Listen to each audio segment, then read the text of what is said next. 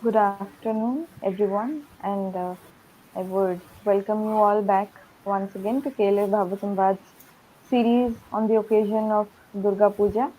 With my utmost excitement and an honor, I would like to introduce Mrs. Aparna Mahapatra, the author for this session, and Shri Kamalakanta Das, an academic and also an esteemed member of Kalinga Literary Festival. The conversation is based on the book authored by Aparna Mahapatra about Nirupama Devi, her mother. The session is titled as Empowering Through Education, the Life of Nirupama Devi. Requesting our esteemed dignitaries today to begin with the session. Thank you. Thank you. ନମସ୍କାର ଆଉ ନମସ୍କାର। ଅପର୍ଣ୍ଣା ମ୍ୟାଡ଼ାମକୁ ନମସ୍କାର।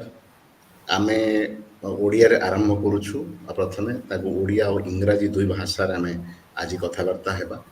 ଆଉ ଏ କଥାବାର୍ତ୍ତାର ମୁଖ୍ୟ ନାୟିକା ହେଉଛନ୍ତି ନିରୁପମା ଦେବୀ, ଆଉ ସେ ଚଳଚ୍ଚିତ୍ର ଯେଉଁ ଆରମ୍ଭ କରିଛନ୍ତି ତାର ଡିରେକ୍ଟର ହେଉଛନ୍ତି ଅପର୍ଣ୍ଣା ମ୍ୟାଡ଼ାମ। ତେଣୁ ଆଜିର ଯେଉଁ ଆମେ ଜୀବନ ଚରିତ୍ର ବିଷୟରେ କଥା ହେବା, ସେ ଜୀବନ ଚରିତ୍ରକୁ କଳା ଧଳାରେ ଆଙ୍କି ତାକୁ ଆମେ ଇଂରାଜୀରେ ବ୍ଲାକ୍ ଆଣ୍ଡ ହ୍ୱାଇଟ୍ ବୋଲି କହୁ, ତାକୁ ରେଖାଙ୍କିତ କରିଛନ୍ତି, ଲିପିବଦ୍ଧ କରିଛନ୍ତି ଅପର୍ଣ୍ଣା ମ୍ୟାଡ଼ାମ। ବହୁତ ସମୟରେ କ'ଣ ହୁଏ ଯେ ଆମ ଜୀବନରେ ଯେଉଁ ବ୍ୟକ୍ତିମାନେ ଏକ ଅଲିଭା ଛାପ ଛାଡ଼ି ଚାଲିଯାଆନ୍ତି, ଆମେ ତାଙ୍କୁ ହୁଏତ ମନେ ରଖୁ, କିନ୍ତୁ ଭୁଲି ଯାଉ ଯେ ଆମକୁ ଛାଡ଼ି ଆମଠୁ ବଡ଼ କିଛି ଅବଦାନ ବୋଧ ହୁଏ ସେ କରିଛନ୍ତି କି, ସେ ପ୍ରଶ୍ନ ଆମେ ପ୍ରାୟତଃ ପଚାରୁନା। ସେ କଥାଟା ପ୍ରଯୁଜ୍ୟ ହୁଏ ଆମର ବାପା ମା ବା ଅତ୍ୟନ୍ତ ଅନ୍ତରଙ୍ଗ ସଖା ଓ ବନ୍ଧୁମାନଙ୍କ ସହ।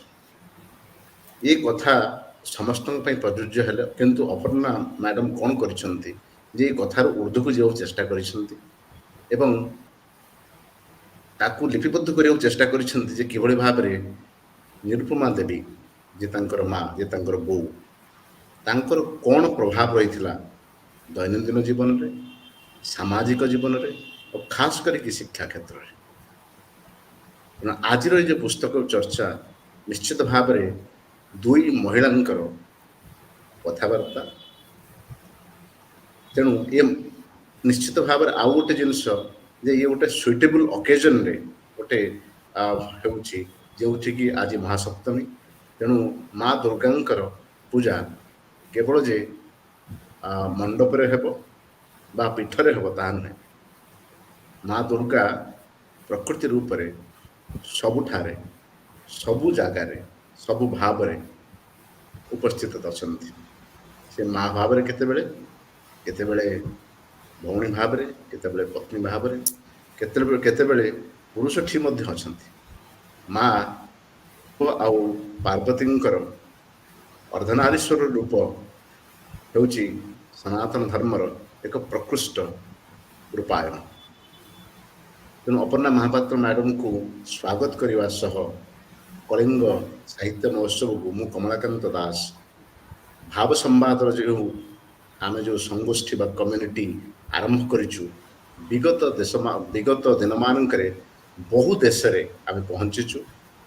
ଆଉ ଏହା ପାଖାପାଖି 1 କୋଟିରୁ ଉର୍ଦ୍ଧ୍ୱ ଦର୍ଶକ, ସୁଧୀବୃନ୍ଦ ଏବଂ ରସିକମାନଙ୍କର ଲୋକପ୍ରିୟ ପ୍ଲାଟଫର୍ମ ହୋଇପାରିଛି। ତେଣୁ ଏହି ପରିପ୍ରେକ୍ଷୀରେ କିଛି ଆଉ ଦୁଇ ପଦ ଇଂରାଜୀରେ କହି ଆମେ ଅପର୍ଣ୍ଣା ମ୍ୟାମ୍ଙ୍କ ସହିତ ଉଭୟ ଇଂରାଜୀ ଓ ଓଡ଼ିଆ ଭାଷାରେ, ଯେହେତୁ ବହି ଉଭୟ ଭାଷାରେ ପ୍ରକାଶିତ ହୋଇଛି, ତେଣୁ ଉଭୟ ଭାଷାଭାଷୀ ଲୋକମାନଙ୍କ ପାଇଁ ଉଦ୍ଦେଶ୍ୟ ଯାହା ମେସେଜ ଅଛି, ଯାହା ସମ୍ବାଦ ଅଛି, ଆମେ ଚାହିଁବୁ ଅପର୍ଣ୍ଣା ମ୍ୟାଡ଼ାମଙ୍କୁ ଶୁଣିବା ପାଇଁ ଏବଂ ନିରୁପମା ଦେବୀଙ୍କ ବିଷୟରେ ସେ କାହିଁକି ଲେଖିଲେ, ତାଙ୍କ ଜୀବନୀ କାହିଁକି ଝିଅ ଭାବରେ ଯେତିକି ଇମ୍ପୋର୍ଟାଣ୍ଟ ସେତିକି ଜଣେ ମହିଳା ଭାବରେ, ବା ତାଙ୍କର ମା ଭାବରେ ଯେତିକି ଇମ୍ପୋର୍ଟାଣ୍ଟ ସେତିକି ଜଣେ ମହିଳା ଭାବରେ ସେ ସମୟରେ ଇମ୍ପୋର୍ଟାଣ୍ଟ। ତେଣୁ welcome to Kalinga Bhav Sambad, which has reached to more than 10 million people across the world. During the COVID times, I thank Rashminanjan Parida, Prachi Naik, and the entire Kalinga Literary Festival team, which actually devised this new platform, Bhav Sambad, to take the discussion forward. Aparna Madam, today we are very, very fortunate and blessed. On the auspicious occasion of Mahasaptami, we are talking about a divine figure. Thank you Who? very much for I'm being honored because I have to speak about a person who is my source of strength, energy, and courage, determination, everything she is to me. तो Go ତାଙ୍କ ahead, ma'am. Go ahead, ହଁ ma'am. Why you wrote a book, and what is there for a reader? Share a story. Share a story about your book. Go ahead. why I wrote the book during just before the pandemic and when the pandemic struck us. At that time, I was in very sinking into deep depression, and because I had lost my daughter, and I was not finding any way to recover. So ମୋର ଭାଇ ମୋତେ କହିଲା ଯେ ତୁ ଏମିତି କର ନା ତୁ ଲେଖ ନହେଲେ ପାଗଳ ହେଇଯିବୁ ତୁ ସେତେବେଳକୁ ପାଣ୍ଡେମିକ୍ ଯେତେବେଳେ ଆମକୁ ଗୋଟେ ସେକ୍ଲୁଜନରେ ରଖିଦେଲା ସେତେବେଳକୁ it went up and up it went on increasing that state of mind ସମସ୍ତେ ଯେତେବେଳେ ଅକ୍ସିଜେନ୍ ପାଇଁକିରି ମାଗୁଥିଲେ ପ୍ରାଣ ଭିକ୍ଷା କରୁଥିଲେ ଟିକିଏ ଅକ୍ସିଜେନ୍ ଆମକୁ ମିଳିଯାଉ ସେତେବେଳକୁ ମୁଁ ମାଗୁଥିଲି ଯେ ମୋତେ ମୋ ଅକ୍ସିଜେନ୍ଟା ବନ୍ଦ ହେଇଯାଉ and that at that time I remembered my mother. ମା ମୋତେ କହିଲେ କି କଥା ଇଏ ତୁ ପ୍ରାଣ ଭିକ୍ଷା ନ ମାଗିକିରି ପ୍ରାଣ ଶେଷ କରିବାକୁ ମାଗୁଛୁ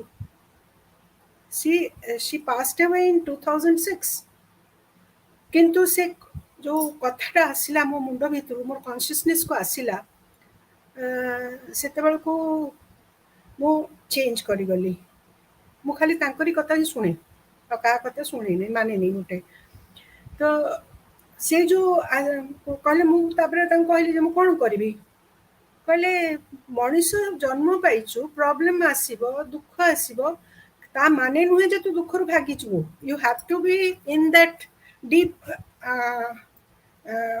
critical condition and you have to come out ମୁଁ କହିଲି ଉପାୟ କ'ଣ କହିଲେ creativity only creativity will save you. So ସେଇ ସମୟରେ I started thinking about writing. ଆରେ ବିଷୟବସ୍ତୁ କ'ଣ ଲେଖିବି ନଭେଲ ଲେଖିଲେ ତ କେହି ପଢ଼ିବେନି କି ପୋଏମ୍ ଲେଖିଲେ ତ ଆହୁରି ଇଏ ମୁଁ କହିଲି why not pick up the character of Shrimati Nirupama ଦେବୀ ନିରୁପମା ଦେବୀଙ୍କର ଯୋଉ ମା ମୋର ତାଙ୍କର ଜନ୍ମ ହେଇଥିଲା 1920ରେ ଭରତ ଚନ୍ଦ୍ର ନାୟକଙ୍କର ସେ ଝିଅ ସମ୍ବଲପୁରର ଗୋଟେ ବହୁତ ପ୍ରତିଷ୍ଠିତ ବ୍ୟକ୍ତି ତାଙ୍କର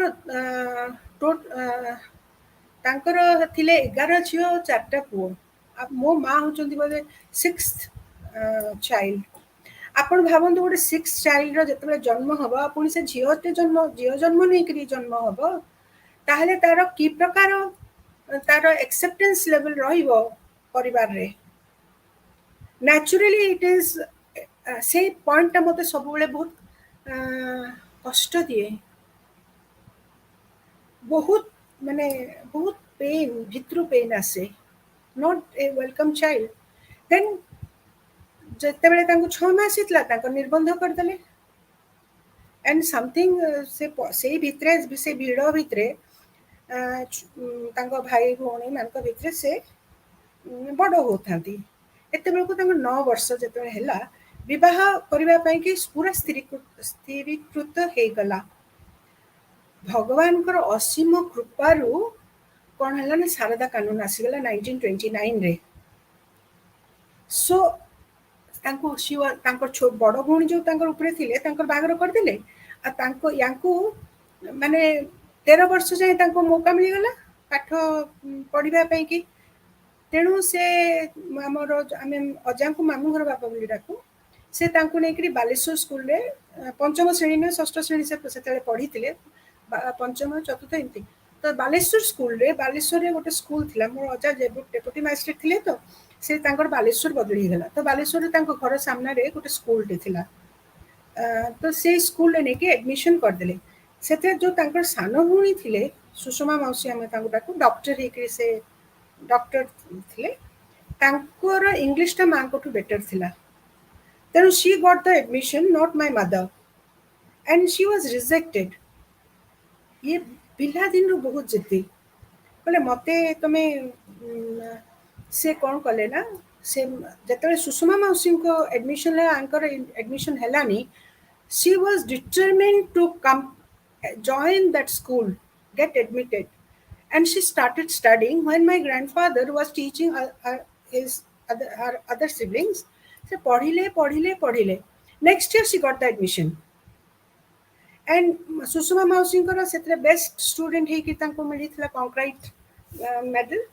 ଆଉ ତା ପର ବର୍ଷ 1933 ମସିହାରେ ମାଙ୍କୁ ମିଳିଲା। ତାପରେ କ'ଣ ହେଲା କି ତାପରେ ପୁଣି ପାଠ ବନ୍ଦ, ବାହାଘର ତିଆରି, 1934 ମସିହାରେ ବାହାଘର କରିବେ, ସାରଦା କାନୁନ ପାସ୍, ମାନେ ଟାଇମ୍ ସ୍ଲଟ୍ ଗଲା। ବହୁତ ବହୁତ ମାନେ ପରିଶ୍ରମ କରିବାକୁ ପଡ଼ିଲା ତାଙ୍କୁ ଆଉଥରେ ପଢ଼ିବା ପାଇଁ। ସେଥିରେ ବାହା ହେଇକିରି ଗଲେ, ମୋର ବାପା ତାଙ୍କଠୁ 5 ବର୍ଷ ବଡ଼, ହି ୱାଜ୍ ଅଲସୋ ଇଏ ଲୟର।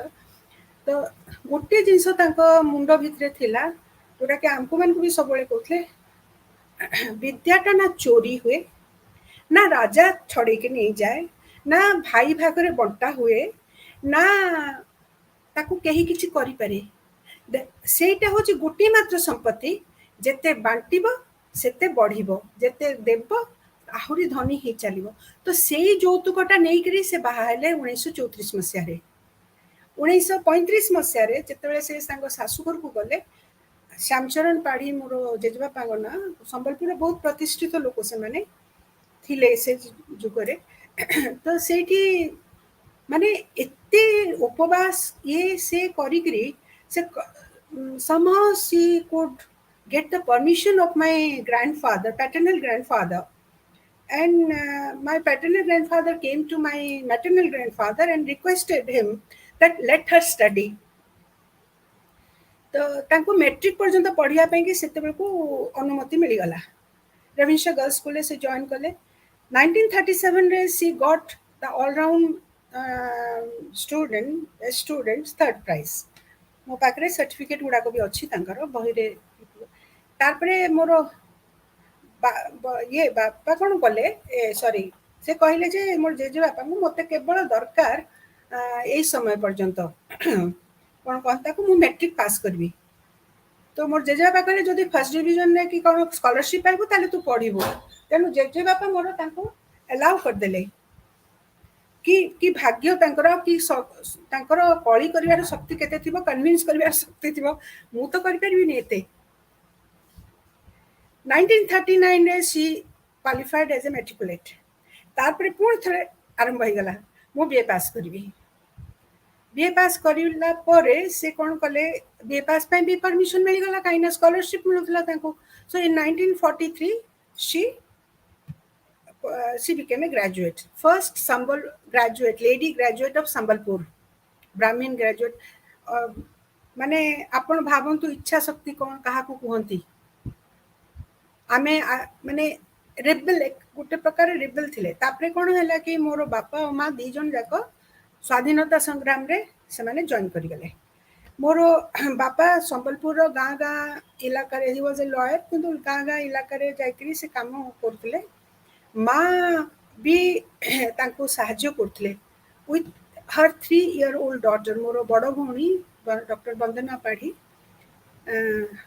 ତାକୁ ନେଇକରି କାମ କରୁଥିଲେ। ଏ ସମୟରେ ସେ ସିଲେକ୍ଟେଡ୍ ହେଲେ ଗାନ୍ଧିଜୀଙ୍କ ଆଶ୍ରମରେ ସେବାଗ୍ରାମର, ଯେତେବେଳେ ନ୍ୟୁ ଏଜୁକେସନ୍ ପଲିସି, ନଈ ତାଲିମଟା ଆରମ୍ଭ ହେଲା after the Second World War, she was selected by the government. Not, there was no government at all because it was a independent story. Sette ma को select करके गले because she was very educated at that time and she could speak Bengali and Hindi very well. She was very well read person. ଆପଣ ଭାବନ୍ତୁ ମୁଁ ଏଇଟା 1943, 44, 45ର କଥା ମୁଁ describe କରୁଛି। ସେ ଗଲେ ଗାନ୍ଧିଜୀଙ୍କର ପରେ ଏତେ ଅନୁପ୍ରାଣିତ ହେଇଗଲେ ମୋର ବାପା ମା ଯେ ଆମର ଜୀବନ ଯାକ ଆମେ ମାନେ ହଇରାଣ ହେଇଗଲୁ, ବହୁତ ହଇରାଣ। ମାନେ ସେ ଗାନ୍ଧିଆନ ପ୍ରିନ୍ସିପଲକୁ ଧରିକିରି ବଞ୍ଚିବାଟା ଅଣନିଶ୍ୱାସୀ ହେବାର ଛଡ଼ା କିଛି ନାହିଁ। But I am really proud of that because that has given us discipline. right way of thinking, and how to conduct ourselves at public places. That was the gift of my parents. Not budging an inch when the value system comes, we don't budge. ତାପରେ And କ'ଣ this, ହେଲା କି ହୀରାକୁଦ ବନ୍ଧ ହେଲା, ଦେଶ ସ୍ୱାଧୀନ ହେଇଗଲା, ଏମିତି ଚାଲିଲା। ତାପରେ ମୋର ବାପା କଣକୁ ହୀରାକୁଦ ଡ୍ୟାମ୍ ଯେଉଁ ବୁଡ଼ିଗଲା ସେତେବେଳକୁ ତାଙ୍କୁ ବହୁତ ପଇସା ମିଳିଲା କମ୍ପେନସେସନ୍, ସବୁତକ ଭୂଦାନରେ ଦେଇଦେଲେ, ଏଭ୍ରିଥିଙ୍ଗ। ଘରେ ପଇସା ନାହିଁ, ତିନିଟା ଛୁଆ, କେମିତି ହବ କାମ? ଖାଇବ କ'ଣ? କାହାଠୁ ଭିକ ମାଗିବ? ଭାବି ପାରୁଛନ୍ତି କଥାଟା? ଆମେମାନେ, ମୋର ଜନ୍ମ 54ରେ, ମୋ ଭାଇର ଜନ୍ମ 56ରେ। ଆପଣ ଭାବନ୍ତୁ, ଦିଟା ଛୁଆ, ମୋ ବଡ଼ ଭଉଣୀ 11-12 ବର୍ଷର ହେଇଥାନ୍ତି ସେତେବେଳକୁ। ଆମର ପାଠପଢ଼ା ଆରମ୍ଭ, ମୋର ବଡ଼ ଭଉଣୀର ପାଠପଢ଼ା 1951 ଯାଏଁ ଆରମ୍ଭ ହେଇନି, କାହିଁକିନା ଗାନ୍ଧୀଙ୍କ ନୀତିରେ ସେ ପାଠପଢ଼ା ନଥିଲା। ଗାନ୍ଧୀଙ୍କର ଯେଉଁ ନଈ ତାଲିମ ବାଲା ରୀତିରେ ପଢ଼ିବେ, ବାପା ଗୋଟେ ଝୋଲାମଣି ଧରିକି ଗାଁ ଗାଁ ବୁଲୁଥାନ୍ତି, ମା ତାଙ୍କ ସାଙ୍ଗରେ ବୁଲୁଥାନ୍ତି, ଏମିତି ହେଇକି ଥିଲା ଅବସ୍ଥା। ସୋ somehow ମା she got a job in Hirakud High School, ସେତେବେଳେ ଆରମ୍ଭ ହେଇଥିଲା। And then the conflict began, and because we didn't have money, ଦୁଇ ଜଣ ପରିବାର ବହୁତ ଧନୀ, ବାପ ଘର କହ, ମା ଘର, ଶ୍ୱଶୁର ଘର କହ, କିନ୍ତୁ ବଞ୍ଚି ହୁଏ କି କାହାକୁ ମାଗିକିରି? କେବେ ବି ବଞ୍ଚି ହବ? ଆପଣ ଛୁଆମାନଙ୍କର ଆବଶ୍ୟକତା ଅଛି, ଛୁଆମାନେ ପାଠ ପଢ଼ିବେ। ସୋ ମା କାମ କରୁଥିଲେ ଏ ସମୟରେ। ବହୁତ କଳହ ଘରେ, କଳହ ମାନେ କନଫ୍ଲିକ୍ଟ, ପୁରା ଘରଟା ଆମର ବହୁତ ଗ୍ଲୁମି ହେଇକି ଥାଏ। ବଟ୍ ମୋ ମା ଆମମାନଙ୍କୁ ସେଇଥିରେ ଶିଖାନ୍ତି, ପାଠ ପଢ଼ାଟା ଶିଖେଇଲେ, ମୂଳଦୁଆଟା ଦେଲେ, ପ୍ଲସ୍ ନେଚର ସାଙ୍ଗରେ ଆମକୁ କନେକ୍ଟ କଲେ। ବଗିଚା କର, ବଗିଚାରୁ ରଙ୍ଗ ଜାଣ, ଆକାଶକୁ ଦେଖାନ୍ତି, ରାତିରେ ତାରା ଦେଖାନ୍ତି, ଏମିତି ଛୋଟ ଛୋଟ କଥା ସେ ବହିରେ ମୁଁ ଲେଖିଛି। ଆମ ପାଇଁକି ଗୋଟେ ଗୋଟେ ନୂଆ ଡ୍ରିମ୍ ୱାର୍ଲଡଟେ ସେ କ୍ରିଏଟ୍ କଲେ, ସ୍ପେଶାଲି ମୋର ଭାଇ ଆଉ ମୋ ପାଇଁକି। ମୋର ବଡ଼ ଭଉଣୀ ବି ଆମକୁ ବହୁତ ସେବା ଶୁଶ୍ରୂଷା କରିଛନ୍ତି। ମା ଏକୁଟିଆ ପାରି ନଥାନ୍ତେ ସ୍କୁଲ କାମ ଆଉ ଏମାନଙ୍କରେ। 1961ରେ ତାଙ୍କର ଭବାନୀପାଟଣା ଯେତେବେଳେ ଟ୍ରାନ୍ସଫର ଅର୍ଡର ଆସିଲା, she became the happiest person, because at that point she felt the taste of freedom. ସେ ବହୁତ ଭଲରେ ଜାଣିଥିଲେ ଯେ ରିଲେସନସିପ୍ କର୍ମକୁ ସମ୍ଭାଳିବାର ବହୁତ କଷ୍ଟ। ଏ ଝଡ଼ ଝଞ୍ଜା ପାରିବାରିକ କଳହରେ ଆମେମାନେ ବଡ଼ ହେଇପାରିବୁ ନାହିଁ, ଭେରି କ୍ଲିଅର ଆବାଉଟ୍ ଇଟ୍। ଆମକୁ ମାନଙ୍କୁ ନେଇକରି ଭବାନୀପାଟଣା ଚାଲିଗଲେ ସେ, ମୋତେ ଆଉ ମୋ ଭାଇକୁ। ମୋର ବଡ଼ ଭଉଣୀ ସେତେବେଳେ ମେଡ଼ିକାଲ କଲେଜ, ବୁର୍ଲା ମେଡ଼ିକାଲ କଲେଜରେ join କରିସାରିଥିଲେ। And there was no looking back. She worked and worked and worked. And while working, single mother, away from her husband, କ'ଣ ହୁଏ? କେମିତି ବଞ୍ଚନ୍ତି କହିପାରିବେ? ଭାବିପାରିବେ? She was not divorced. Just she went away, flew away, and she gave everything to the students, one and all. ତାଙ୍କର Jaipur girls school ଭବାନୀପାଟଣାରେ ଥିଲେ, ସେଟା ଆମେମାନେ ବହୁତ ଛୋଟ ଥିଲୁ, ତେଣୁ ଛୋଟ ଛୋଟ କଥା ମୋର ମନେ ଅଛିଲା, ମୁଁ ଲେଖିଦେଇଛି। ସେଥିରେ ଆମମାନଙ୍କ ଡିସିପ୍ଲିନ୍ ୱାଜ୍ ମୋର୍ ଇମ୍ପୋର୍ଟାଣ୍ଟ। ସେ ଭାଇ ଆଉ ମୋର ପ୍ରାଣ ମାନେ ଆତଙ୍କିତ, ସବୁ ସବୁ ସେଥିରେ ସେ ଡିସିପ୍ଲିନ୍ କରାନ୍ତି, ବହିରେ ଲେଖା ହେଇଛି ପୁରା। ମୁଁ ତାଙ୍କର ଏଜୁକେସନ୍ କଥା କହୁଛି। ଯେମିତି ଜୟପୁର ଗର୍ଲସ ସ୍କୁଲ ଗଲେ, ସେତେବେଳକୁ କ'ଣ ହେଲା, ସବୁତକ ଟ୍ରାଇବାଲ, କାହାର ପାଠ ପଢ଼ାର କୌଣସି ଇଏ ନାହିଁ। ମୁଁ 1964 କଥା କହୁଛି। ତାପରେ ତ ଅଣ୍ଟା ଭିଡ଼ିକିରି ବାହାରିଲେ ଗାନ୍ଧିଆନ ଫିଲୋସଫି ପଢ଼େଇବା ପାଇଁ, ଆଉ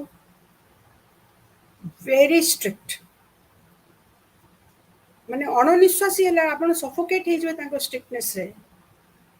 ତ ସେଇଠି ସେ worked for the rural people, worked for the housewives of the Jaipur. ଜୟପୁରରେ କ'ଣ ନା, ସେତେବେଳକୁ ରଘୁନାଥ ପଟ୍ଟନାୟକ ଥାନ୍ତି MLA, ହରିଶ୍ଚନ୍ଦ୍ର ବକ୍ସି ପାତ୍ର ତାଙ୍କର ୱାଇଫ୍, ଜଗଦୀଶ ଚନ୍ଦ୍ର ନାୟକ ସେମାନେ ଥାଆନ୍ତି, ସେମାନେ ଗୋଟେ ମହିଳା ସମିତି କଲେ, ତାଙ୍କ ଥ୍ରୁରେ ଏନଲାଇଟମେଣ୍ଟ ଆୱାରନେସ୍ ସବୁ ଡେଭଲପ କରାହେଲା। ଛୁଆମାନଙ୍କୁ ସ୍କୁଲ ପଠାଅ, ସଠିକ ଭାବରେ ପଠାଅ। ଆଉ ଗାନ୍ଧୀଙ୍କର ଯୋଉ ଅଛି ଅହିଂସା ସତ୍ୟ ଅସ୍ତେୟ ବ୍ରହ୍ମଚର୍ୟ ଅସଂଗ୍ରହ ଶରୀର ଶ୍ରମ ସ୍ୱାଦ ସର୍ବତ୍ର ବୟବର୍ଜନ सर्वधर्म समानत्व स्वदेशी स्पर्श भावना विनम्र व्रतनिष्ठा से यह एकादश सेव्य है। मुंडे पूरा खुची खुची कर भरदेले। तापरे सी 1971 पर्यंत सी गॉट द स्टेट अवार्ड। किंतु से समय जो ट्रॉमा थिला, single women fighting fighting fighting for survival unbearable. Because being a daughter, I have witnessed, because ମୁଁ ତାଙ୍କ ସାଙ୍ଗରେ ଛାଇ ଭଳିଆ ଥାଏ, ଗାଳି ଖାଉଥାଏ ତାଙ୍କଠୁ, ଛାଇ ଭଳିଆ ଥାଏ, because I wanted at that age, young age, I wanted to protect her. ତାପରେ ମୁଁ କଣ ବା ପ୍ରୋଟେକ୍ଟ କରିବି? ତାପରେ she came ଭୁବନେଶ୍ୱରରେ, she had a very good time, unit 2 girls school ର से प्रिंस हेडमिस्ट्रेस ହେଇକି ଜଏନ୍ କଲେ। ଯୋଉ ସମୟରେ ସେ ଜଏନ୍ କଲେ, फॉर्चुनेटली से समय द्रौपदी मुर्मू भी से स्कूल रो छात्री थिले। तो that is grace of Lord. बहुत जन तांको छात्र छात्री बहुत भलो हिकरी बा छात्री, मोस्टली छात्र तो 1950s रे थिले। Then she join Ravenshaw girls school. सेटा होची तांकर आलमा नीचे तांकर से मूल स्कूल 1937 रो 1976 से जो ड्रीम टा तांकर थिला जे मु से हेडमिस्ट्रेस मिसेस हाजरा को चेयर मु बसीबी, दैट वाज फुलफिल्ड। सेते बेल को आम ओडिसा रे बहुत पॉलिटिकल टर्माइल थिला, राजनी सत्य आ ए गुडा को सब नै करी किछि हेला, सेटा बही रे लिखा हिची। आ तार परे सी रिटायर्ड कला बेल को तां पर किछि पैसा नै, जीरो 1200 टका खंडे पड़ता। किसी स्वल्प मोर बाहागरटा कर देइथिले, आउ स्वल्प किछि थिला बैंक बैलेंस, सेटा घरटे बना ही परिबनी। रिटायर केबे कले? 1979 रिटायर कले। सेतेबेल को तांको पाखरे सेतेबेले तो पेंशन बहुत कम मिलुतला, और ये बहुत कम थिला, माने जो मिलुतला ग्रेच्युटी वगैरह। मो भाई रो पढ़ा बाकी थिला मेडिकल कॉलेज रे, तो ता पे कि रखिबा को निहाती जरूरी पड़ला, से रखिले। घर कोठी बनैबे? तार परे तांकर दुखर पीरियड आरंभ होला। Being a very different kind of person, कहार ओलिया तळे जाई, ओली छात तळे जाई कि रहिबार तांकर नथिला, तांकर थिंकिंग ही अलगा थिला। तथापि आमे माने आम पाखे आसिक रही थे, मो पाखे थे, मो बड़ भौणी पाखे बहुत समय थे, मो भाई बाहागर पाखे रहिले। तापर देखले मो भाई देखला कि घर नहीं, तो he went to Saudi Arabia and there he came back in 99 or 2000 and built a house for her in her name, and she lived happily for 5 to 6 years in her own home, which had been snatched away from her in 1950 because of my father's obsession about the untouchability and this secularism.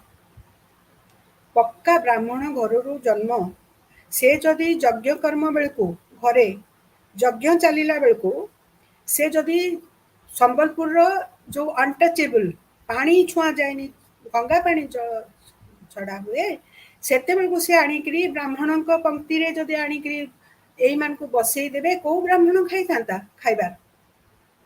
First मोर paternal father and mother बहुत diplomatically तांको आ गोटे घर देखि विदा कर देले with no food, nothing. And then in 1951, her own father said no, because Brahminism has to survive. पूजा पद्धति हैज टू सर्वाइव। एणे आमे माने प्रार्थना करी चलचु पूरा परिवार उन्नति पाई कि सुख शांति पाई कि हार्मोनी पाई कि पीस पाई कि सेते बेलकु यांकु विदा करा दे करी दिया गला कि you are no longer required. Where she will go? A 31-year-old whose husband has donated all the money, and what came into picture? Only the education she had taken as a dowry in 1934. And huh? ମୁଁ ଏଇଠି ଆପଣଙ୍କୁ ଆଉ ଟିକେ ଟିକେ କହିବାକୁ ଚାହିଁବି ଯେ ଏମିତି କେତେ କପଲ୍ସ, କେତେ ସ୍ତ୍ରୀ ଲୋକ, କେତେ ପୁରୁଷ ଲୋକ ଗାନ୍ଧୀଙ୍କର ଆଦର୍ଶ ଅନୁପ୍ରାଣିତ ହେଇ ତାଙ୍କର କାହାଣୀ ବୋଧହୁଏ ଲୁଚି ଯାଇଛି। ଆପଣଙ୍କୁ ଧନ୍ୟବାଦ ଯେ କାହାଣୀକୁ ଗାନ୍ଧୀଙ୍କ ଦ୍ୱାରା ଅନୁପ୍ରାଣିତ ହୋଇଥିବା ଦୁଇ ବ୍ୟକ୍ତିଙ୍କର ଜୀବନକୁ କେମିତି ତାଙ୍କର ଦୈନନ୍ଦିନ ଜୀବନ, କେମିତି ତାଙ୍କର ପାରିବାରିକ ଜୀବନ, ସାମାଜିକ ଜୀବନ ପ୍ରଭାବିତ ହେଇଛି ଆଉ କେତେ କଷ୍ଟ ସହିଛନ୍ତି ସେମାନେ ତାଙ୍କ ଜୀବନରେ। ତା ଭିତରେ ଅଲଗା ରହିବାକୁ ପଡ଼ିଛି, ତା ଭିତରେ ଜୀବନ ଗଢ଼ିବାକୁ ପଡ଼ିଛି, ପିଲାଙ୍କୁ ତୁଳି ଧରିବାର ଅଛି, ତାଙ୍କୁ ମଧ୍ୟ ରାସ୍ତା ଦେଖେଇବାର ଅଛି। ଏ ସବୁ ଭିତରେ ଗୋଟିଏ ମା, ଆରପଟରେ ବାପା ଭୂଦାନ ମୁଭମେଣ୍ଟରେ ଅଛନ୍ତି, ଏପଟରେ ମା ଗାନ୍ଧୀଙ୍କ ଦ୍ୱାରା ଅନୁପ୍ରାଣିତ ଅଛନ୍ତି। ଗାନ୍ଧୀଙ୍କର ଦର୍ଶନ, ଗାନ୍ଧୀଙ୍କର ଶାସନ, ଗାନ୍ଧୀଙ୍କର ଏକ ପ୍ରକାରର କହିପାରିବା ଆପଣ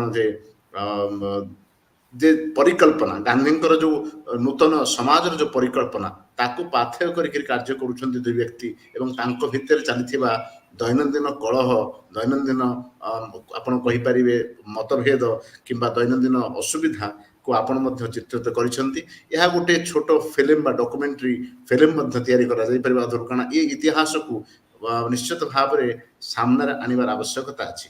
ଏଇଠି ଗୋଟେ ପ୍ରଶ୍ନ, ଛୋଟ ପ୍ରଶ୍ନ ରହିବ ଯେ ଆପଣ ଦେଖନ୍ତୁ ଗାନ୍ଧୀଙ୍କର ଯେଉଁ ଜୀବନ ଦର୍ଶନ, ସାମାଜିକ ଦର୍ଶନ, ଆଧ୍ୟାତ୍ମିକ ଦର୍ଶନ ତଥା କିଭଳି ଭାବରେ ଗୋଟେ ରାଷ୍ଟ୍ର ନିର୍ମାଣ ହେଇପାରିବ ତାକୁ ଗୋଟେ ଭାରି ଡେଫିନାଇଟ୍ ରାସ୍ତା ସେ ଗୋଟେ ପ୍ରସ୍ତୁତ କରୁଥିଲେ। ଏବେ ଆପଣ ମାଙ୍କୁ ଦେଖିଛନ୍ତି, ଗାନ୍ଧୀଙ୍କ ଦର୍ଶନକୁ ଜାଣିଛନ୍ତି, ଏ ପରିପ୍ରେକ୍ଷୀରେ ଆପଣ କେତେ ପରିବାରରେ ବା କେତେ ପୁରୁଷ ସ୍ତ୍ରୀ ବା କେତେ ପିଲାମାନେ ଗାନ୍ଧୀଙ୍କ ଦ୍ୱାରା ଅନୁପ୍ରାଣିତ ହେଇପାରିବେ ବା ହେଉଛନ୍ତି ବା ତାଙ୍କଠୁ ଦୂରେଇ ଯାଉଛନ୍ତି, ଏହା ଉପରେ କିଛି କହିବାକୁ ଚାହିଁବେ କି? ମୁଁ କହିବି, ଆଜ୍ଞା ଦେଖନ୍ତୁ ଆମର 3 ଜଣଙ୍କୁ ସେ ମଣିଷ କଲେ, ତା ଛଡ଼ା ବହୁତ ବହୁତ ପିଲାଙ୍କୁ ମଣିଷ କରିଛନ୍ତି। ସେଇ ଏ ଯୋଉ ଗାନ୍ଧୀଙ୍କର ଏକାଦଶ ବ୍ରତ ଅଛି ନା, ଯୋଉ କହିଲି ଅହିଂସା ସତ୍ୟ ଅସ୍ତେୟ, ସେଇଟା ସମସ୍ତଙ୍କର ଜୟପୁର ଗାର୍ଲସ ସ୍କୁଲରେ ସମସ୍ତଙ୍କ ମୁଣ୍ଡରେ ପୁରେଇ ଦେଲେ। ମୋର ଫ୍ରେଣ୍ଡସ୍ ମାନେ ଅଛନ୍ତି ଏପର୍ଯ୍ୟନ୍ତ ମୁଣ୍ଡରେ ପୁରେଇଲେ, ଆଉ ପାଠ ପଢ଼, no compromise, you have to work hard, you have to be self reliant, you have to grow, you have to move on। ଏ ଯୋଉ ସ୍ତ୍ରୀ ଲୋକ ହେଇଛ ବୋଲିକିରି ଅନ୍ୟମାନଙ୍କଠୁ ତୁଳନା କରି ହାଏ ମୁଁ ଖରାପ ହେଇଗଲି, ମୁଁ କେତେ କଷ୍ଟ ପାଉଛି, ମୋ ବର ମତେ କଷ୍ଟ ଦଉଛନ୍ତି, ମୋ ଛୁଆ ମତେ କଷ୍ଟ ଦଉଛନ୍ତି, ମୋ ଶାଶୁ ଶ୍ୱଶୁର କଷ୍ଟ ଦେବେ। No, absolute no, no, no. You are educated, you find out a way, whatever way she didn't know, but we have to do। ସେଇଟା ହେଲା ଆମର ୟୁନିଟ୍ 2 ଗାର୍ଲସ ସ୍କୁଲରେ ବି ସେଇ କଥା, ତାପରେ ରେଭେନ୍ସା ଗାର୍ଲସ ସ୍କୁଲରେ ବି ସେଇ କଥା। ବହି ପଢ଼, ଲାଇବ୍ରେରୀ। ତ ଗାନ୍ଧୀଙ୍କର ଅନୁପ୍ରାଣିତ ହେଇକରି ସେ ଯୋଉ ଫିଲସଫିଟା ଆମର ବ୍ଲଡ ଷ୍ଟ୍ରିମ୍ରେ ଦେଇଛନ୍ତି, ସେଇଟାକୁ ଆମେମାନେ ଏପର୍ଯ୍ୟନ୍ତ କେବେ ବି ଇଗ୍ନୋର କରିପାରୁନାହୁଁ। ଆଉ ଗୋଟେ କଥା ଥିଲା, ଗୋଟେ ଜଣ ରବୀନ୍ଦ୍ରନାଥଙ୍କର ଇଏଟେ, সংকোচের বিহলতা নিজের অপমান, সংকোচের ভাবনাতে হয় না ম্রিয়মান, মুক্ত কর ভয়, আপনা মাঝে শক্তি রাখো, নিজের কর জয়। সংকোচের বিহলতা, ଆମେ ମାନେ ଯୋଉ ଏଇ ଯୋଉ ସାରା ଦୁନିଆର ସବୁ ଯୋଉ ସଂକୋଚ ଧରିକିରି ଆବିଳତା ଧରିକି ବସଛୁ, ସଂକୋଚେର ସେଥିରେ ଭାବ ପ୍ରବଣ ହେଇଯାଉଛି। ସଂକୋଚେର ବିହଲତା ନିଜର ଅପମାନ, ସେଟା ଆମେ ଆମର ନିଜର ଶକ୍ତି, ଆମର ଯୋଉ ସ୍ତ୍ରୀ ଲୋକ ହେଇକି ଯୋଉ ଜନ୍ମ ହେଇଛୁ ସେଇ ଶକ୍ତିଟାକୁ, ସେଟାକୁ ଆମେ ମାନେ କରିବୁନି, ଆମେ ମାନେ ତାକୁ ଜୟ କରିକି ଆମେ you have to come out of it at any cost। সংকোচের ভাবনাতে হয় না ম্রিয়মান ସେ ଯୋଉ ସଂକୁଚିତ ଭାବନା ଗିଲ୍ଟ ଫିଲିଂ ସବୁଥିରେ ସେଥିରେ ମ୍ରିୟମାଣ ହେଇକି ସେତେ ଓଭର ଥିଙ୍କିଂ କରି କରି କରି କରିକି ଆମେ ମାନେ ସବୁ ସ୍ତ୍ରୀ ଲୋକମାନେ ଆମ ଜୀବନଟାକୁ ଆମେ ମାନେ ନଷ୍ଟ କରିଦଉଛୁ ମୁକ୍ତ କର ଭୟ ଏଇ ଯୋଉ ଜିନିଷ ଗୁଡାକୁ ଆମକୁ ମାନଙ୍କୁ ମୁକ୍ତ କରିବାକୁ ପଡିବ ମୁକ୍ତ ହବାକୁ ପଡିବ अपना माझे शक्ति राखो निज भितर जो एते शक्तिर ऊर्जा अच्छे गोटे स्त्री जन्म दुर्गांकर अंश नहीं आम जन्म होम भितर से अच्छी अपना माझे शक्ति राख निजर कर जय एटा मांकर प्रत्येक छात्री मुंड भितर एतक पशिकी अच्छी आ पिला मानकु भी से से कथा शिखे देइछन्ति याठू बड़ एजुकेशन आ किछि अछि बोली मु कहि परबिनी पाठ तो बहुत भल पढ़ुले no doubt about it because she was very well read मु कहूँ मोर आमको मान को कैटेगरी करके बही पढ़ा पड़ूला and she will ask questions school मु तो छात्री थी ना कौन बही पढ़ल एटा सेटा सेटा सेटा तापरे माने rapid fire round of questions will ask about the book ठकिबार साहस नहीं so that kind of education share in dressing sense no compromise at all आपण निज को गोटे सस्ता करी निज को प्रोजेक्ट करबा दरकार नहीं आमर भारतीय संस्कृति अच्छी आमर निजर वीव अच्छी आमर निजर स्टाइल अच्छी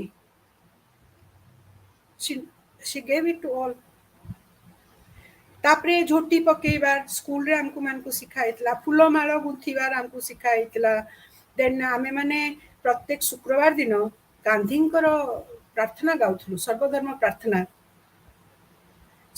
प्रार्थना रे सब छुआ मानको गाइबा को बाध्य सेतरे थिला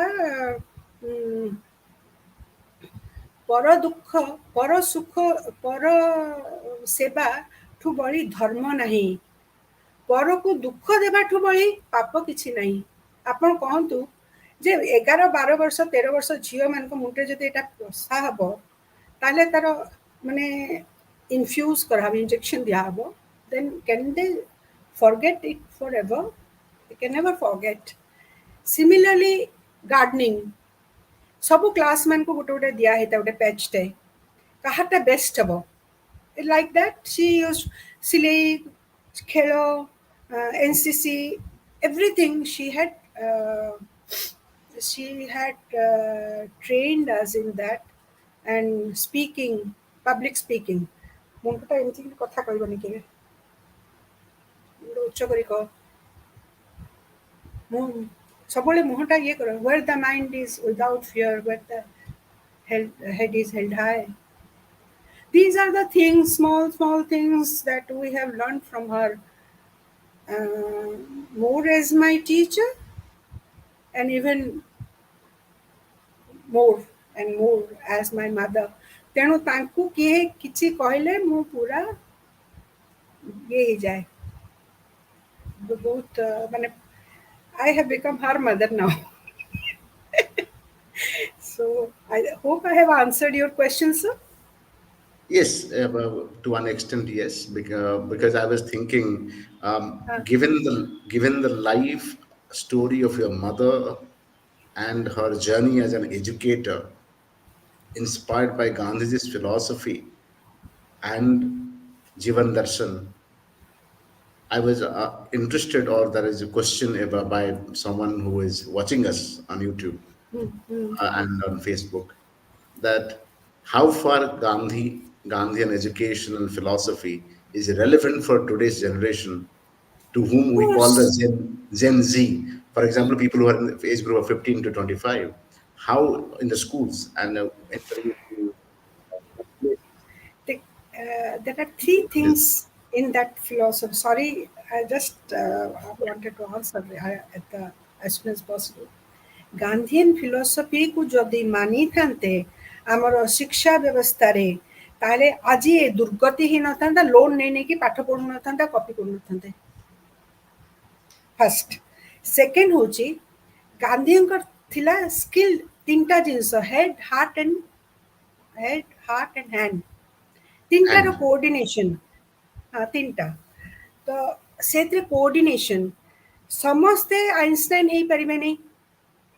ସମସ୍ତେ ଗୋଟେ ଏଭରେଜ ରହିବେ, ବିଲୋ ଏଭରେଜ ରହିବେ, ତଳଟା ରହିବେ। ଯୋଉ ତଳ ମାନେ କମ ପରିଶ୍ରମ କରିପାରିବେ, କମ ମେମୋରି ଅଛି, ତାଙ୍କ ପାଇଁ କି ସ୍କିଲ୍ ଡେଭଲପମେଣ୍ଟ ନିହାତି ଜରୁରୀ ଥିଲା। ସ୍କିଲ୍ ଡେଭଲପମେଣ୍ଟ ମାନେ ସେମାନେ ତାଙ୍କର ଗାଁରେ ଯୋଉ ସ୍କିଲ୍ ଗୁଡାକ ଅଛି, ଯୋଉଟା ଏବେ ଏନକରେଜ କରୁଛନ୍ତି 100 ବର୍ଷ ପରେ, 75 ବର୍ଷ ପରେ ଏନକରେଜ କରୁଛନ୍ତି। ସ୍କିଲ୍ ଡେଭଲପମେଣ୍ଟ ମାନେ ତାଙ୍କର ଯୋଉ ମୌଳିକ ବ୍ୟବସାୟ ଗୁଡାକ ଥିଲା ତାକୁ ସେମାନେ ବଢେଇଥାନ୍ତି, ତାକୁ ସେମାନେ ଆହୁରି ଆଡଭାନ୍ସ ଟେକ୍ନୋଲୋଜି ନେଇକି ଆଗକୁ ବଢିଥାନ୍ତି। ସେକେଣ୍ଡଲି ହେଡ୍, ସେଥିରେ ବାଲାନ୍ସ ରଖିବା ବି ବହୁତ ଜରୁରୀ ଥିଲା ଭିନ୍ନ ଭିନ୍ନ ପ୍ରକାରରେ। ଆଉ ତାପରେ heart, with love you have to serve, not with rudeness. If you don't love the person you are living with in at your home, in your society, in your neighborhood, then how can you love yourself? Can it be possible in any way? Secondly, जो Gandhiji philosophy रे ambition थिला किंतु grid नथिला, राताराति धनी ही जिबी।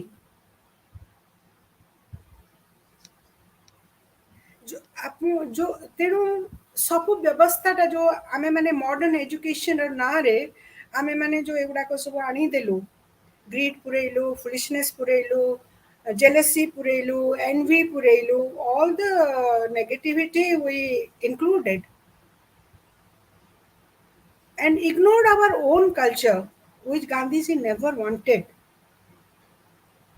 तो सबुतक ହେଇଗଲା ମାନେ ଖରାପ ହେଇଗଲା।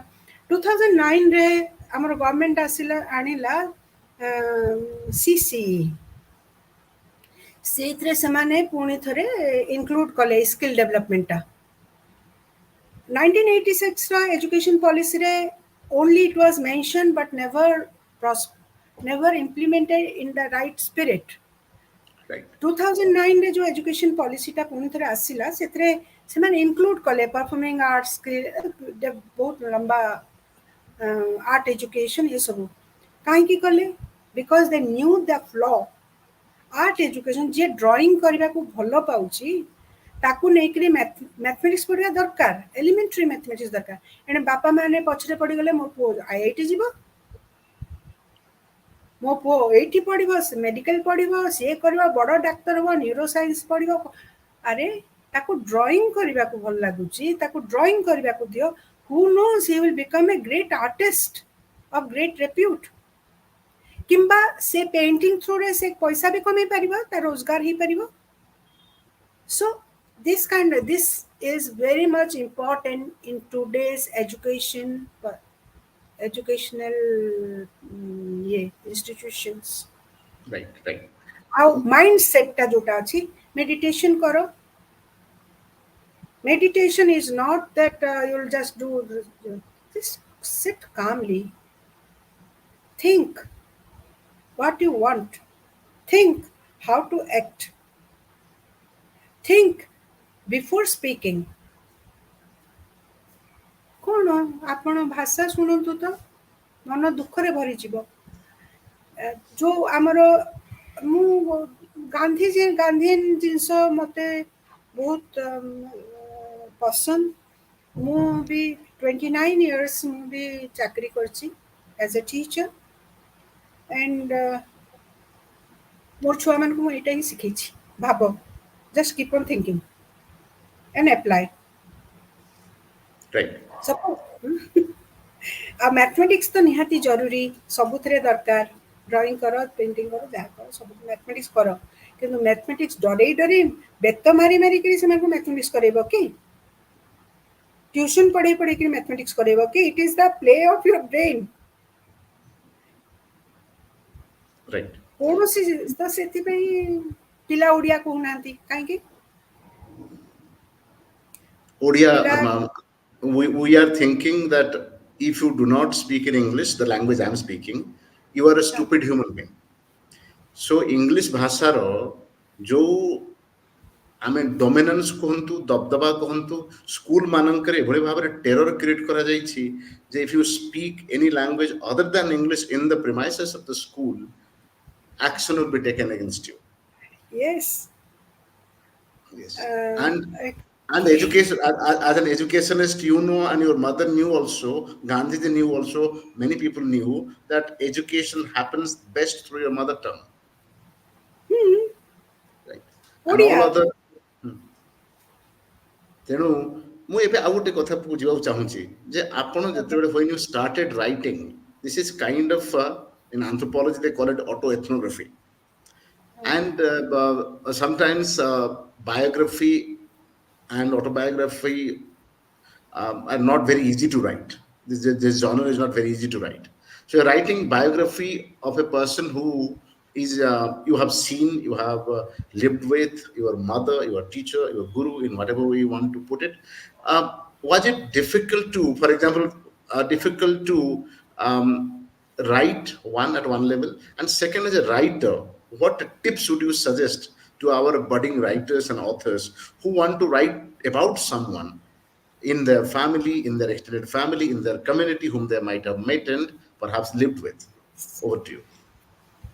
First is ମୁଁ ଯେଉଁ ଲେଖିଲି ସକାଳୁ ମୁଁ ବୁଦ୍ଧିଜମ୍ ଫଲୋ କରେ ତ every day I used to chant for 1 hour. I used to pray that ମୁଁ କାହା ନାଁରେ ନିନ୍ଦା ନ କରେ, କାହାକୁ unnecessarily blame କରିକିରି ତାଙ୍କୁ ଖରାପ କରି ମାନେ ପେଣ୍ଟ ନ କରେ, କାହିଁକିନା ମୋ ମନ ଭିତରେ ବହୁତ କ୍ରୋଧ ଭରିକି ରହିଥିଲା। ତ କ୍ରୋଧ for different characters, for example my father, my grandfather and all the relatives, ବହୁତ ଆବିଳତା ଟକ୍ସିସିଟି ଭର୍ତ୍ତି ହେଇଯାଇଥିଲା। ଆମର ବୁଦ୍ଧିଜମରେ ଶିଖାଏ ଯେ turning poison into medicine. So meditate କଲା ପରେ ମେଡିସିନକୁ ମୁଁ ତାକୁ ଯେତେବେଳେ କରୁଥିଲି ସେତେବେଳକୁ ମୁଁ started painting the character as a third person. ତଥାପି ମଝିରେ ମଝିରେ ରାଗ ବାହାରିଲା। ମୋର ହଜବେଣ୍ଡ ଯିଏକି ମୋର ବେଷ୍ଟ ଫ୍ରେଣ୍ଡ ଆଉ ମୋର କ୍ରିଟିକ୍ ବି, ସେ ଟାଇପ୍ କରୁଥିଲେ ତ ସେ ଡିଲିଟ୍ କରିଦିଅନ୍ତି। ତାପରେ ମୁଁ କହିଲି କାହିଁକି ଇଏ କରିଦେଲ, ମୋର ସାଙ୍ଗରେ ମ୍ୟାଚ୍ କରୁନି। କହିଲେ କହିବାର ଅଛି ଯଦି ଭଲ କଥା କୁହ, ତମେ ଖରାପ କଥା କହିବା ପାଇଁ ତ ଲେଖୁନ, କାହାକୁ ଦୁଃଖ ଦେବା ପାଇଁ ତ ଲେଖୁନ। ଯାହା ଅଛି ତାକୁ ଜୁଡିସିୟସ୍ ଭାବରେ ଜଜ୍ କର, ଭାବ ସେଟା ଲେଖିବ କି ନାହିଁ, ସେ ସେଣ୍ଟେନ୍ସଟା ଆପ୍ରୋପ୍ରିଏଟ୍ କି ନାହିଁ, ତାହେଲେ ଲେଖ। ଗୋଟେ କ୍ୟାରେକ୍ଟରଟାକୁ ତମେ ଏନ୍ଥ୍ରୋପୋଲୋଜିକାଲ ଭ୍ୟୁରେ ତାକୁ ପର୍ସପେକ୍ଟିଭରେ କାହିଁକି ତାକୁ ଏକ୍ସପ୍ଲେନ୍ କରୁନ ନେରେଟିଭ୍ ଗୁଡ଼ାକ। ଯଦି ମୋର ମୁଁ କହିବି ଯେ ମୋର ବାପା ମୋତେ ଆମମାନଙ୍କୁ ଏମିତି କଲେ, why did he do so? He had his reasons, he had his philosophy, he had his dream of working for the lowest of the low people of our Sambalpur. He was born to a very very rich family. Why did he decide to give away all the money? Should I criticize him? ମୋ ରାଗ କ'ଣ ଥିଲା କହିବି, ମାଙ୍କର ପଇସା ସବୁ ନେଇକି ବାଣ୍ଟି ଦିଅନ୍ତି। ଯେଉଁ ମା ସ୍ୱଳ୍ପ ଦରମାରେ ଥିଲେ ହୀରାକୁଦ ହାଇସ୍କୁଲରେ କାମ କଲା ବେଳକୁ ସେତେବେଳକୁ ସବୁ ପଇସା ନେଇଯାଆନ୍ତି, ସବୁ ଶୁକ୍ରବାର ଦିନ ଆସିକିରି। and ମା used to give him. ଆଉ ମା ଟ୍ୟୁସନ୍ କରନ୍ତି, ସେ ଟ୍ୟୁସନ୍ ପଇସାରେ ଆମେ ଚଳୁ, ଆଉ ଘରୁ ଚାଉଳ କିଛି ଆସେ, ଆଉ ମା ବଗିଚା କରିଦିଅନ୍ତି। ବାଡ଼ିରେ ଆମର ସବୁବେଳେ କିଛି ବଗିଚା ଥିବ, ଆମେ ଭୋକରେ କେବେ ରହିବୁନି। ଫଳ ବଗିଚା ବି ଥାଏ, ମାନେ ଯେଉଁ କ୍ୱାର୍ଟର୍ସ ଥାଏ ସେ ଭିତରେ ପିଜୁଳି ଗଛ କଦଳୀ ଗଛ ତ ନିଶ୍ଚୟ ଥିବ। ସୋ ବହୁତ ଗ୍ରିଭାନ୍ସେସ୍ ଥିଲା। But can a person do like that, donating all the money and living like a fakir? And that is another comparison. ମୋ ମା ରାଣୀ ଭଳିଆ ରହୁଥିଲେ because she wanted to dress well.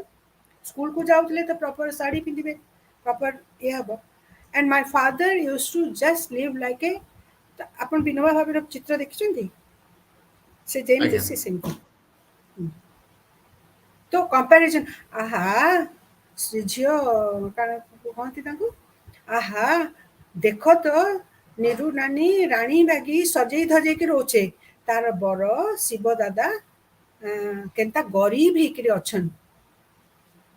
And Garib, he had chosen that path. That was what my mother explained to me when I used to fight a lot with her. Then, but that was his style. That was the way he chose to live his life. Who am I to correct him? 14 languages ର କହିପାରୁଥିଲେ ସେ ମୋ ବାପା, very learned man।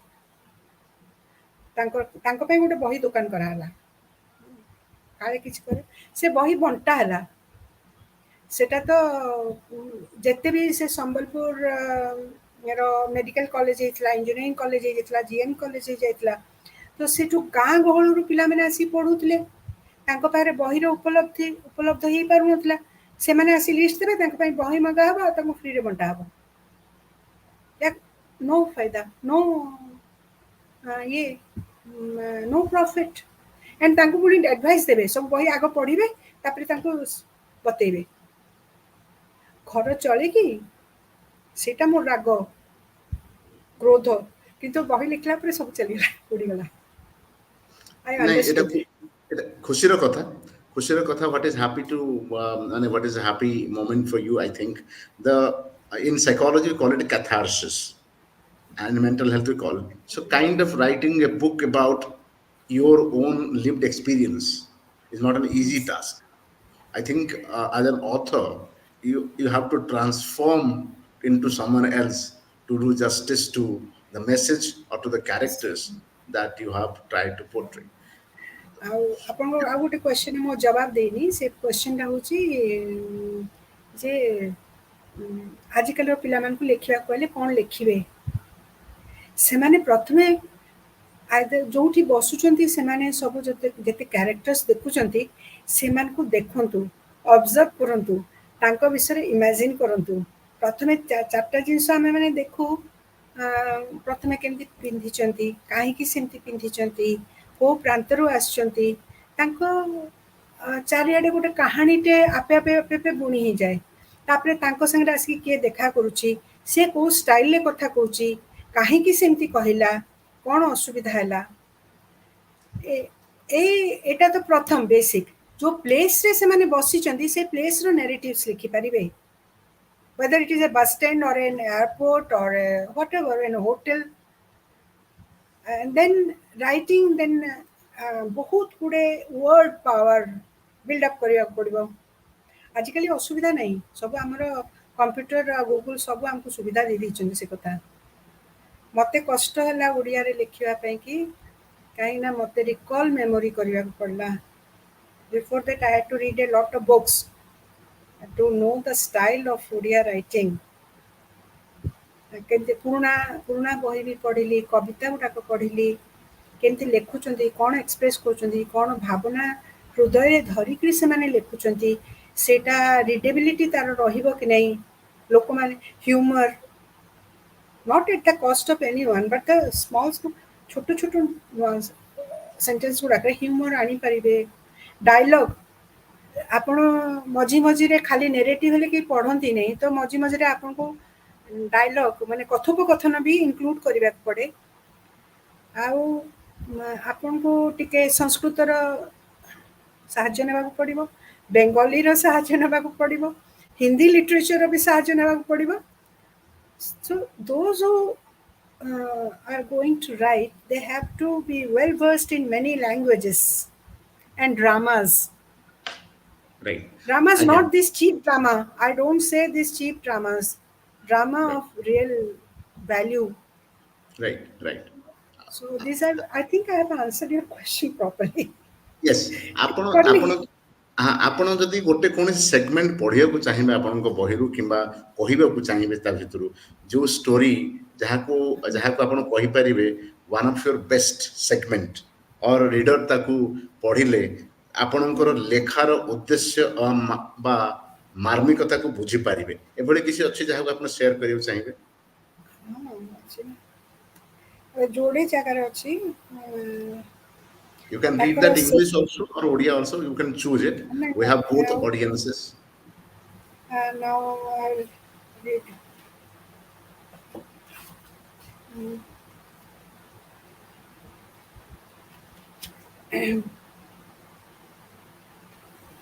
ଦିଟା ଜିନିଷ ଏଇଟା ମୋତେ ବହୁତ ଭଲ ଲାଗେ। ହଠାତ୍ ମନେ ପଡ଼ିଲା ଫେବୃଆରୀ ମାସର କଥାବାର୍ତ୍ତା, ଯେତେବେଳେ ମା କହିଥିଲେ ମରିବାକୁ ସମସ୍ତେ ଡରନ୍ତି କାହିଁକି କେଜାଣି, କାମ ସରିଗଲେ ଆଉ ଆବଶ୍ୟକତା ନଥିଲେ ସଂସାରକୁ ଛାଡ଼ି ଚାଲିଯିବା ଉଚିତ। ଠିକ୍ ଯେମିତି ଔଷଧର ସମାପ୍ତି ତାରିଖ ଥାଏ ବା ଚାକିରି ସରିଗଲା ପରେ ଯେମିତି ଅବସର ନିଅନ୍ତି। ମୁଁ କହିଲି ମରିଗଲେ କ'ଣ କଥା ସରିଯାଏ? କିଛି ତ ନା, କିଛି ମୋହ ତ ରହିଥାଏ ଯାହା ମଣିଷକୁ ସଂସାର ସାଙ୍ଗରେ ବାନ୍ଧିକି ରଖିଥାଏ। ତୁମର ତ ସେମିତି କିଛି ମୋହ ଥିବ। ସେ କହିଲେ, ହଁ ଅଛି। ମଣିଷ ଯାଇ ଚନ୍ଦ୍ରରେ କେମିତି ଘର ବନେଇ ରହିବ? ସେଇଠି ଆମର ମୌଳିକ ଆବଶ୍ୟକତା ଗୁଡ଼ିକ କ'ଣ ମେସିନ ଦ୍ୱାରା ପରିଚାଳିତ ହେବ? ନୂଆ ଔଷଧ କ'ଣ ତିଆରି ହେବ? ଆଉ ନୂଆ ବହି ଗୁଡ଼ାକ ପଢ଼ିବାର ଇଚ୍ଛା ଅଛି। ମୁଁ କହିଲି ତାହେଲେ ତୁମକୁ ତ କମ ସେ କମ 10 ବର୍ଷ ବଞ୍ଚିବାକୁ ପଡ଼ିବ। ସେମିତି କହନା, ବାଦଲ ମାନେ ମୋର ଛୋଟ ଭାଇ ବହୁତ ହଇରାଣ ହେଲାଣି। ତାଙ୍କର ଶରୀରକୁ ଉଠାଇ ନେଲା ବେଳେ ମୋତେ ଲାଗିଲା ସେ ଯେମିତି ଅସୀମ କୌତୂହଳ ଜିଜ୍ଞାସା ନେଇ ଏକ ନୂଆ ରାଜ୍ୟ ଭ୍ରମଣରେ ଯାଉଛନ୍ତି, ଏକ ଯାଯାବର ପରି। ଚିରାଚରିତ ରାମ ନାମ ସତ୍ୟହେର ମର୍ଯ୍ୟାଦା ରହିବଟି? ରାମ ହେ ହରି, ସାଙ୍ଗରେ ନେଇକି ଯାଉଛ ମୋ ମାଙ୍କୁ, ତୁମର ସୁରକ୍ଷା ବଳୟରେ ରଖିବ। ତାଙ୍କ ଇଚ୍ଛା ଅନୁସାରେ ଯେଉଁଠିକୁ ଯିବାକୁ ଚାହିଁବେ ସେଠିକୁ ନେବ। ଯଦି ଆଉ କେଉଁ ଗ୍ରହ ନକ୍ଷତ୍ରରେ ଏଲିଏନ ମାନଙ୍କ ସାଙ୍ଗରେ ରହିବାକୁ ଚାହିଁବେ ତେବେ ସେଠି ରହିବାକୁ ଦେବ। ଏହି ପ୍ରେମହୀନ ଛଳନାରେ ଓତପ୍ରୋତ ସଂସାର ତାଙ୍କ ଶରୀରରୁ ତ୍ୱଚାକୁ ଛେଲି କେତେଥର ବାହାର କରିଛି ଯେ ତାହା ଗଣି ହେବନି। ତାଙ୍କର ଅସ୍ତିତ୍ୱକୁ ଅନ୍ୟମାନେ ଏତେ ବେଶୀ ଈର୍ଷା, ଘୃଣା ଏବଂ ଅସହିଷ୍ଣୁତାରେ ଢାଙ୍କି ଦେଇଛନ୍ତି ଯେ ଭାବି ହୁଏନି। ହେ ପ୍ରଭୁ, ଆଉ କଷ୍ଟ ଦେବନି ତାଙ୍କୁ। ସେ ଏକ ମହିମାମୟ ଜୀବନର ଅଧିକାରିଣୀ। ମା, ଯାଉଛ, ଭଲରେ ରହିବ। ତୁମକୁ କିନ୍ତୁ ମୁଁ ସବୁବେଳେ ମୋ ପାଖରେ ରଖିବି। ଯେମିତି ସେଇ ଦିନର ବର୍ଷା ଘଡ଼ଘଡ଼ି ନିଆଁ ପୁଣ୍ଡୁଳା ପଡ଼ିଲା ବେଳେ ତୁମକୁ ଯେମିତି ଜୋରରେ ଜାବୁଡ଼ି ଧରିଥିଲି, ତୁମ ସହିତ ମୋର ପୁଣି ଥରେ ଦେଖା ହେବା ପର୍ଯ୍ୟନ୍ତ ତୁମକୁ ମୋର ରକ୍ଷା କବଚ ଏବଂ ଅସ୍ତ୍ର କରି ରହିବି।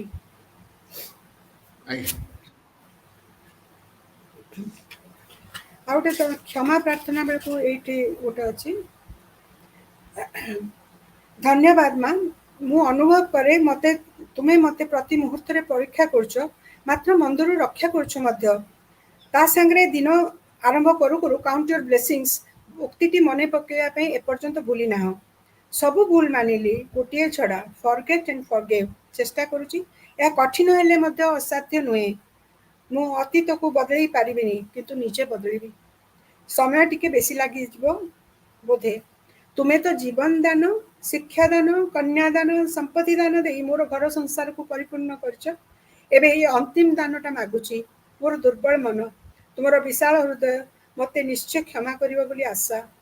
ତୁମ ସାଙ୍ଗରେ ପୁଣି ଥରେ ଦେଖାହବ। ବହୁତ କଥା ବାକି ଅଛି। ତୁମେ ନ ଶୁଣିବ ତ କିଏ ଶୁଣିବ?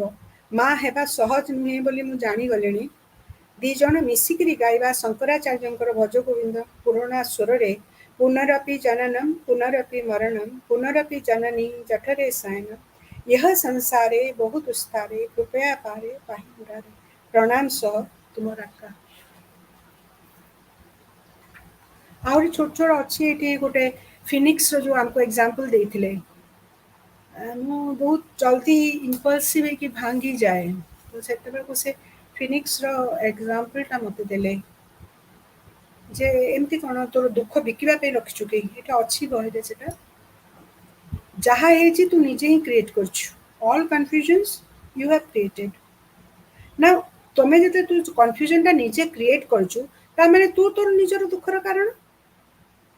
ବାପରେ। হ্যাঁ ମାନେ ମୁଁ କହିଲି ঠিক ବଡ ନା? ଦର୍ଶନ, ବଡ ଆତ୍ମଦର୍ଶନର ବଡ କଥା।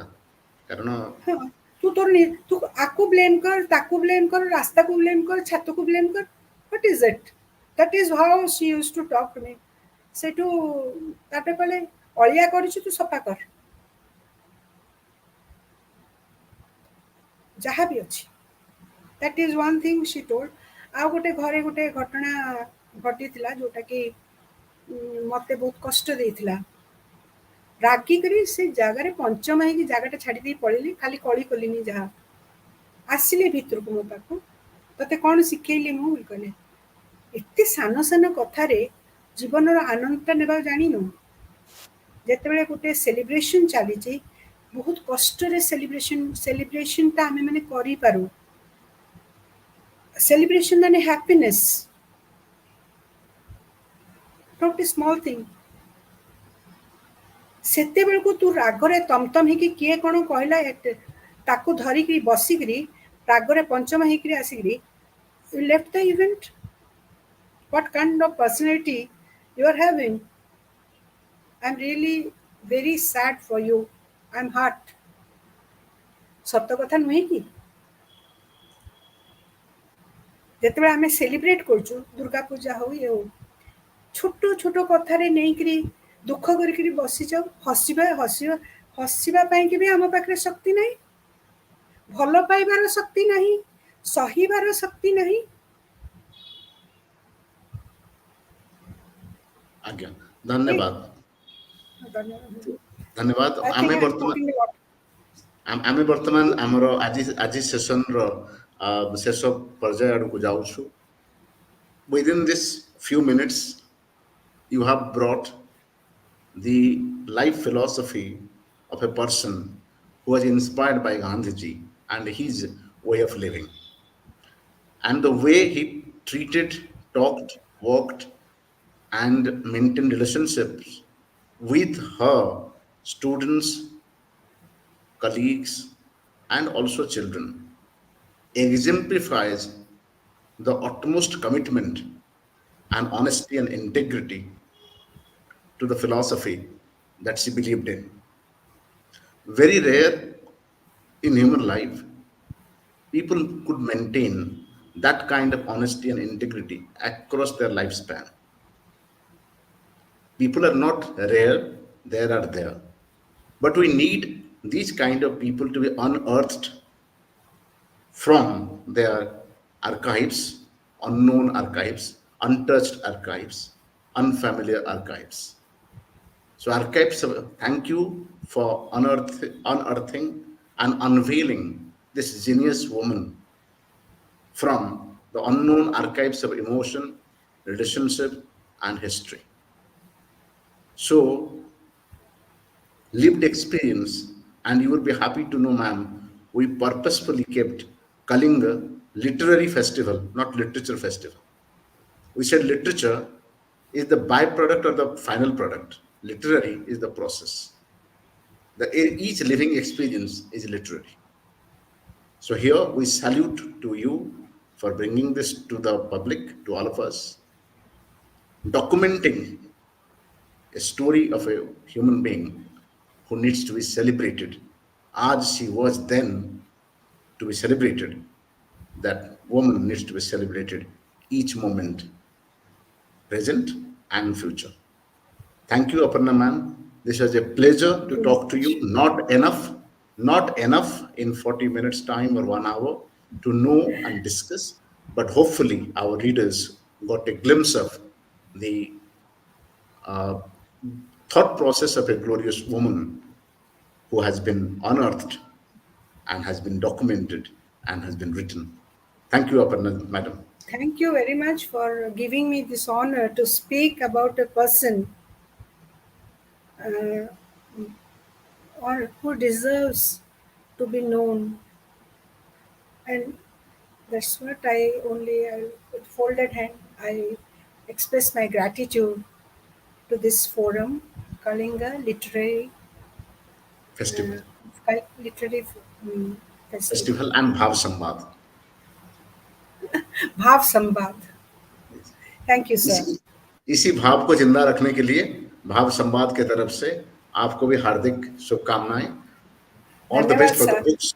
All the best for the book. आपको भी मैं तहे दिल से शुक्रिया अदा करती हूँ।